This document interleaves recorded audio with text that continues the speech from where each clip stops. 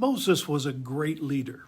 God delegated the responsibility to lead the Israelites out of Egypt to Moses. Now, it's debated how many people Moses led. Some would say 600,000 men plus women and children. Others would say it was a much lower number. Well, I'll let the historians and the theologians debate the numbers. But what's obvious to me is the responsibility of leading others, how that is a taxing job, and at times it can be exhausting. Some are willing to follow your lead, others not so much. But to traverse from Egypt to the Promised Land requires someone to lead.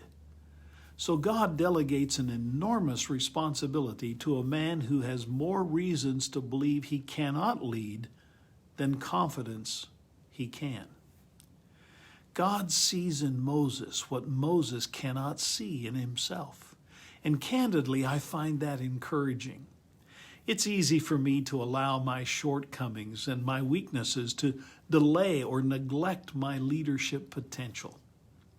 I view the success of others while I ignore their failures. Moses was not only a great leader, he was an imperfect leader. He was impatient at times. His sense of justice encouraged him to take matters into his own hand. He was doubtful, and he wasn't always an articulate communicator. As you look closely at his life and his leadership, you see traits that undermine his superhero qualities. Great leaders are not measured solely by their abilities, their expertise, or their successes. Exemplary leaders learn from failures. They acknowledge weakness, but they cling to the belief that God sees what they cannot see in themselves. The point is, God is not nearly as concerned with our perfection as we are. The life and the leadership of Moses helps us find the courage to lead when we think we can't.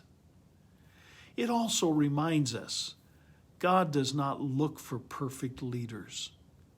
He desires imperfect leaders who are willing to follow him. And when we do, we discover God's capabilities, not ours. I pray that we will lead so others will see Christ. And I pray that you will have a blessed week.